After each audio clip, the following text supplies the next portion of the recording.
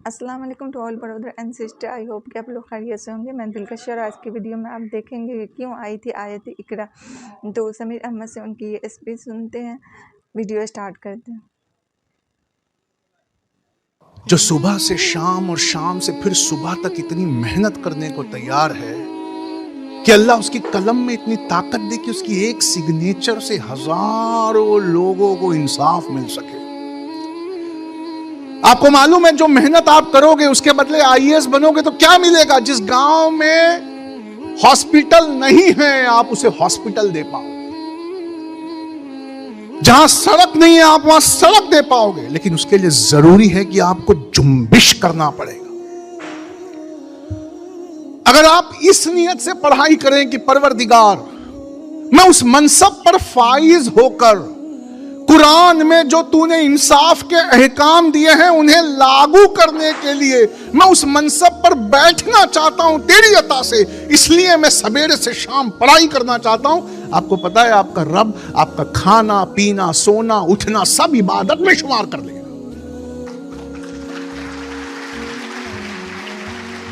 आपको शायद रोजे महशर इतने नफिल नमाज पढ़ने का सवाब मिले जो आपने पढ़ी भी नहीं है।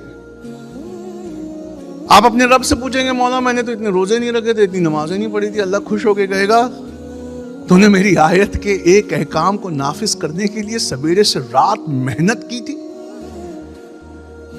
तूने गुजरात सार्वजनिक मंडल ने जो कोचिंग सेंटर आईएएस का यहां खोलने की कोशिश की उसमें डूब कर तैयारी की थी बेटा। दरअसल तूने मेरे अहकाम को लागू करने के लिए अपनी जान लगाई थी, उसके बदले ये सब ले ले, उसके बदले ये सब ले। अगर इक्तिदार वाली पोस्टों पे नहीं जाओगे, अगर आने वाली टेक्नोलॉजी को सीख कर उस पे काबिज नहीं होगे, अगर अपनी मेहनत से कोई हलाल बिजनेस खड़ा नहीं करोगे, अगर कुछ बदलने लायक अभी से पढ़ने का तरीका नहीं चेंज करोगे तो याद रखना जिंदगी भर दूसरों की जूतियां उठाओगे, जिंदगी भर दूसरों की जूतियां उठाओगे, दूसरों के तलवे चाटोगे। और तलवे चाट कर जब आओगे ना तो 5 बार असली आका के सामने सिर झुकाने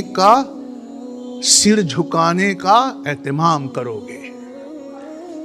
लेकिन तुम वही नौकर बनकर रह जाओगे जो आका का कोई हुक्म बजा नहीं लाता, बस उसके आए हुक्मों को खड़े होकर हाथ मानकर उसी के सामने दोहराता है।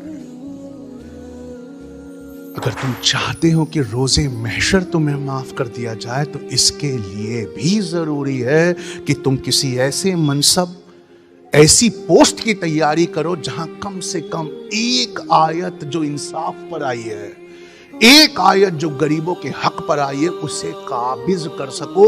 इसके लिए भी अगर तैयारी कर दोगे तो तुम्हारी पूरी जिंदगी जाहिद की जिंदगी में शुमार की जाएगी।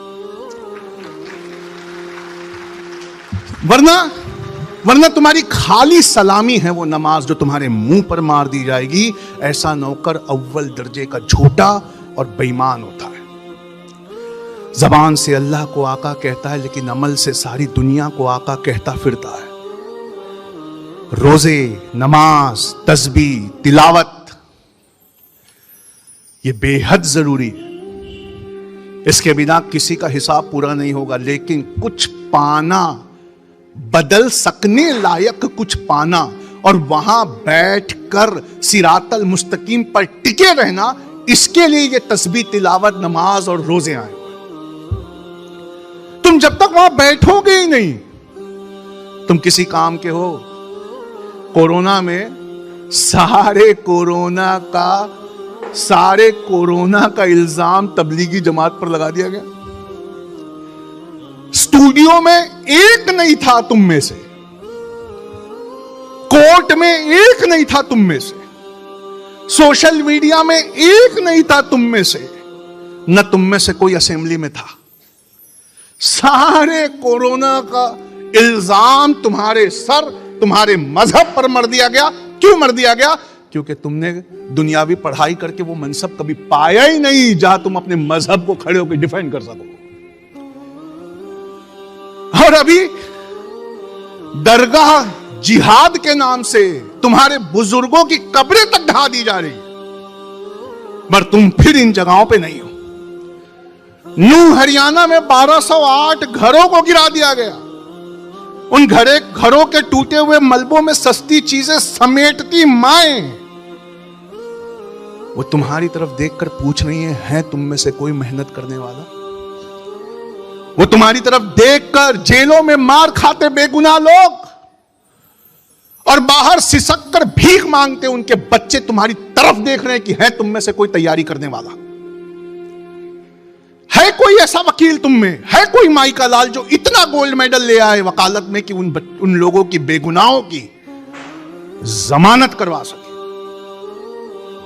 दुनिया कहती है मुसलमान सबसे ज्यादा जेल में है। दुनिया जानबूझकर पूरा सच नहीं बताती। सबसे ज्यादा बेगुनाह जो कौम जेल में है वो हम हैं। हम जेल में नहीं है, हमें बेगुनाह जेलों में रखा गया है। क्यों? क्योंकि बाहर उसकी ये कौम कहीं सोशल मीडिया में गुम हो गई।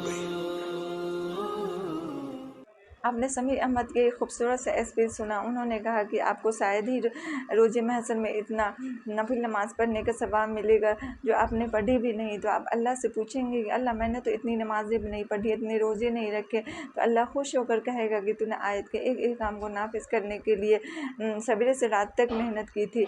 तो अल्लाह पाक हर मोमिन मुसलमान को मेहनत से पढ़ने की तौफीक अता फरमाए, आमीन।